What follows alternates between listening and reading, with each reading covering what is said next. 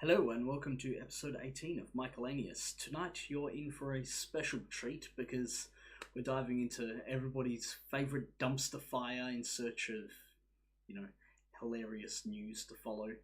Um, you probably already know from the title now that I think about it because I'm probably going to put something amusing or pun related in there. But here you go, Brexit. We're going to be looking at the anatomy of a train wreck. So, let's go through real quickly. Step 1. You think you got it, but you don't got it. So, they thought that the country was going to vote against leaving the European Union. They were wrong. That did not happen. The country voted for Brexit. Whoops. First wheel comes off the wagon. Second wheel comes off the wagon. David Cameron plans to step down. And he did. So, lost the vote. PM cuts and runs because, David Cameron wasn't that dumb. I think he knew what was coming. So, let's look at what came after that. Theresa May gets into power, decides that she needs more power in order to give a proper Brexit. What have we got down here? Theresa May, who chose to call the election to try to strengthen her hand in talks with the EU on Brexit. She still had a majority, a slim majority, but a majority for at least a couple of years, and she decided, let's hold a snap election, 3 or 4 years early. They lose the majority. Third wheel comes off the wagon, and that's a pretty severe wheel to come off, because all of a sudden it means you've got to start forming like a minority hung parliament government. Blah. Fourth wheel. David Davis resigns. Not only does he resign, but you also have Boris Johnson, who's the Foreign Secretary. He resigns, and I can't remember the name of his deputy, but he resigned too. So all of the people who were pro-leave, who were in the positions where they could have some sort of effect on leaving, all resigned. He said their career-ending decision was a personal one, but he felt the UK was giving away too much and too easily to the EU in the negotiations. Yeah. He was no longer the best person to deliver the PM's Brexit plan, agreed by the Cabinet on Friday, as he did not believe in it. He was for Brexit. Theresa May was not. Theresa May was never in favour of leaving the European Union. She's like the Manchurian candidate of Brexit. She's sabotaging it from the inside. So, fourth wheel. Boop! Off the wagon. Fifth wheel. Theresa May wins leadership ballot, but admits MPs don't want her to fight the next election. So, yeah. She ended up so unpopular in her own party that they attempted a good old-fashioned backstabbing. Now, I'm from Australia.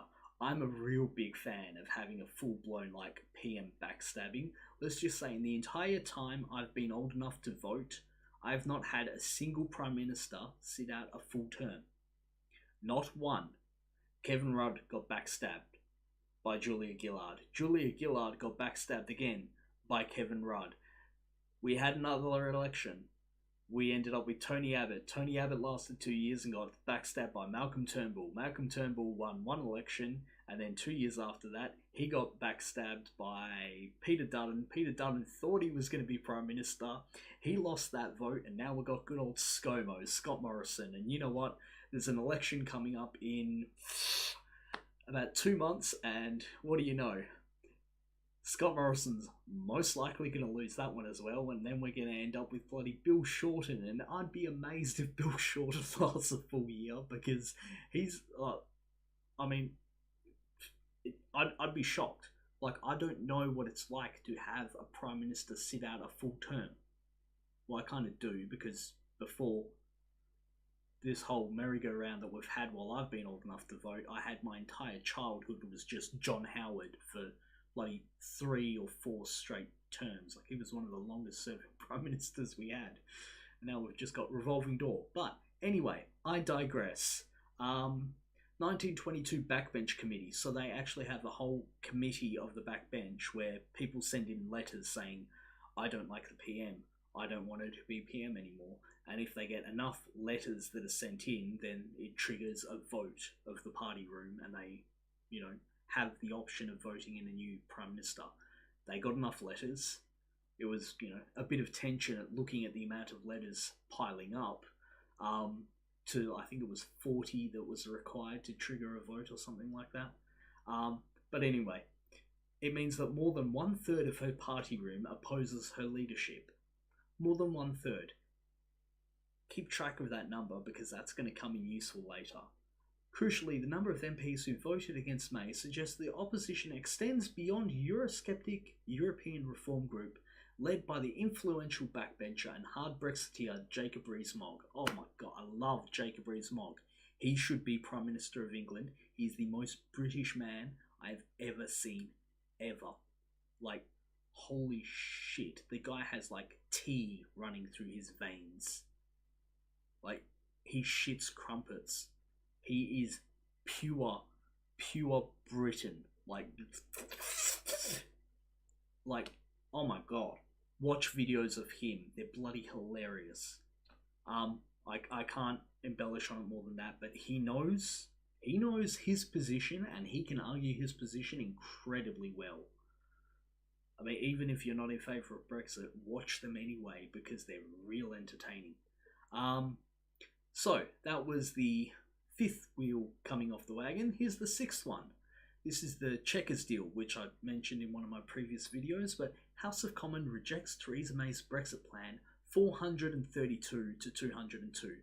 This is the single biggest loss in a vote by a British, any British government in the Parliament. Like, in the history of the British Parliament, the single biggest loss a sitting government has ever had. Massive. 432 to 202. You know that 1/3 of her party who voted against her leadership? That's where you find them. So let's look at the, what was that, 1, 2, 3, 4, 5, 6, 7th wheel to come off. This is from 2 hours ago, so we're looking at some current news right here. Let's move you over to there. Thank you. Brexit. Theresa May says she understands the voice of the country.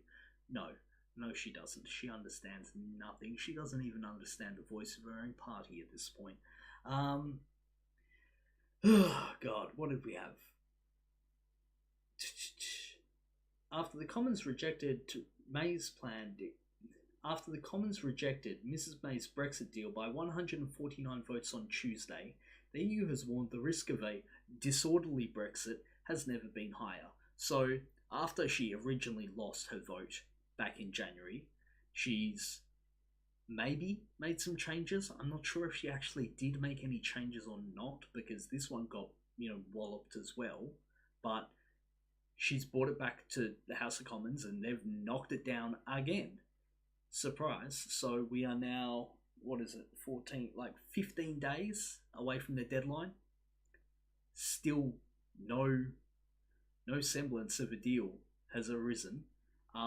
There's maybe a big reason for this is because if you think about it, there is 3 main tribes as far as it comes to Brexit. There's the people who want to remain in the EU.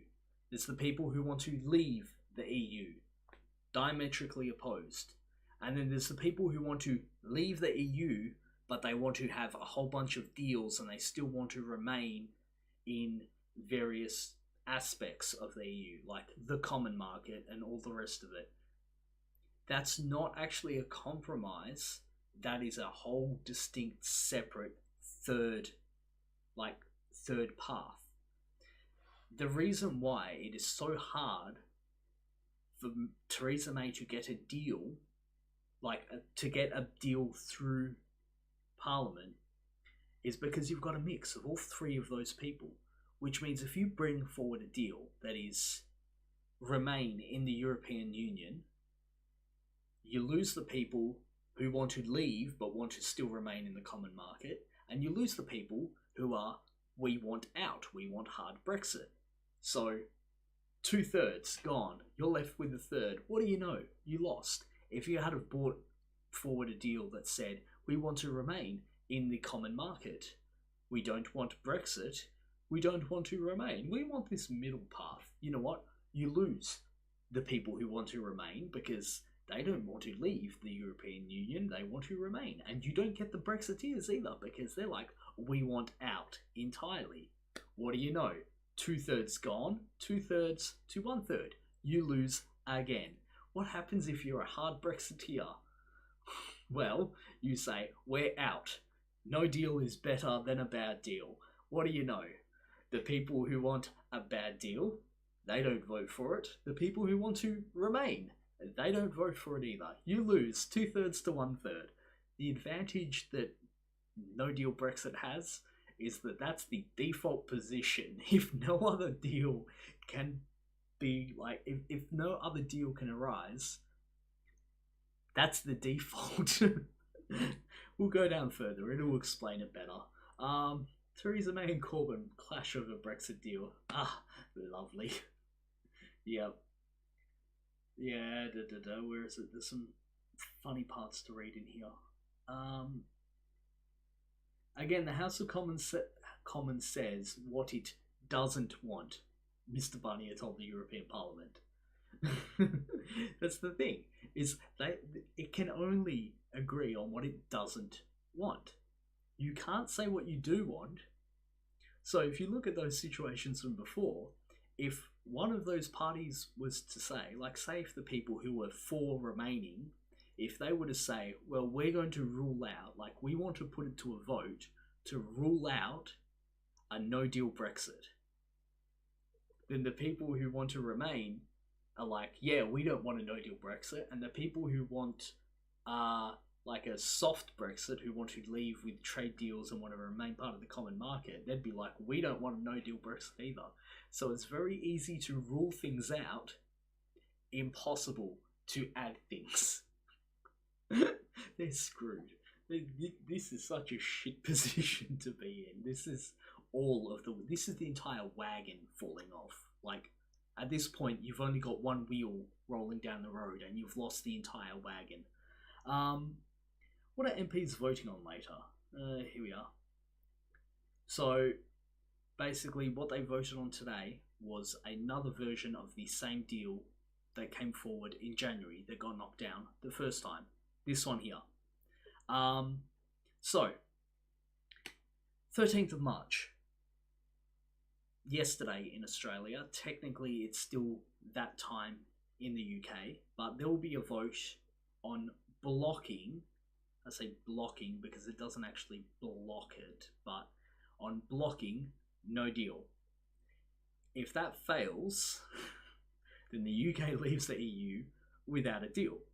If it passes, it means tomorrow, or 14th of March, Thursday, let's call it, there'll be another vote on delaying Brexit, so extending Article 50, which is what they signed 2 years ago, which basically said 2 years and we're out. If that passes, it'll go to the EU, and the EU will need to sign off on it. If the EU doesn't sign off on it, then that goes back to a no-deal Brexit. However, if that vote fails, then it reverts back to being a no-deal Brexit. Like, this is the funny thing. You can block it, but unless you can actually like come up with something in its place, it reverts to being a no-deal Brexit on the 29th of March. So, leaving the EU in 16 days' time remains the UK's default position under the law, unless talks are extended. So remember that 1/3 of her party that voted against her? 75 Conservatives voted against her deal. Whoops. You know, if she had control over her own party, that's 75. If that 75 was down there, what's double 75? So minus 75 there, plus 75 there, 150 votes. She lost by 149. If she had control over her own party, it would have passed. Whoops. Yeah. Where is there's some even funnier news. Let's look at even like more. Cutting 8 minutes ago. Will the House even get to vote on the Spellman Amendment? Let's go down a bit more. we're back to square one. Tory Remainer and father of the House laments the fact that after almost 3 years, no consensus has been found in Parliament, in either political party or in the country. He describes Mrs May's deal as dead in the water. Yep. Where is it? Here we are. This one. Dan Thomas. Thank you, Dan Thomas. 30 minutes ago, you have a good post here. Much of the focus in Parliament today has been on the so-called Malthouse Compromise Amendment. This plan was developed in secret by a coalition of Remain and Leave Conservative MPs to develop another Brexit plan should Theresa May come short. You know, these are the people in her own party that don't like her. Now the Prime Minister has failed to pass her plan once again, attention has returned to whether Malthouse can break the impasse. The Malthouse plan, which will be voted on this evening, has 3 elements. 1. It would push back Brexit Day to May the 22nd to give time to further prepare its tariff schedule.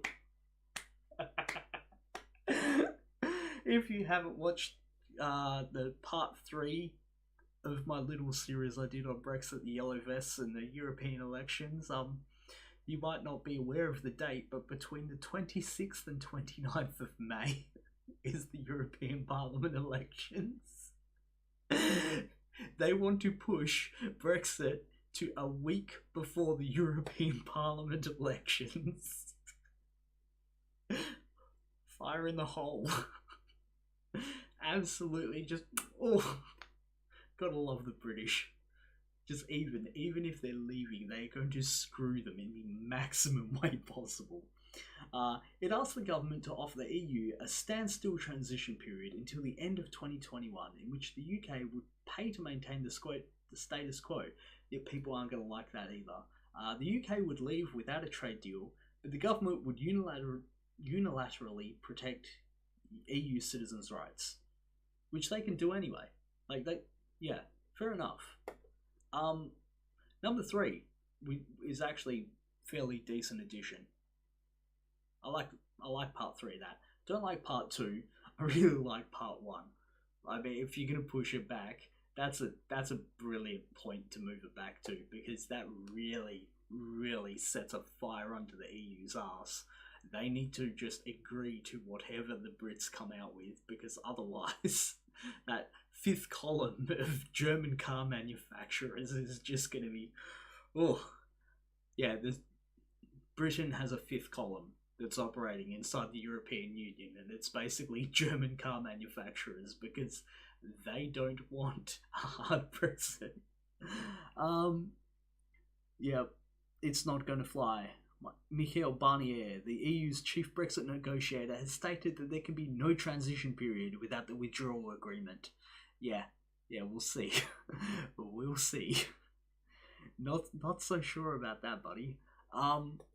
So, anyway, a complete shambles. There is no wagon left anymore. It's just a solitary wheel rolling down a road. The entire thing is a mess. I love it. It's great fun to watch. There will probably be more news on this coming out tomorrow, so keep an eye out, because there is going to be this next vote, and then voting on this, Malthouse. What is it? Malthouse Compromise. Never do compromises. So anyway, this has been fun. It's been very entertaining for me.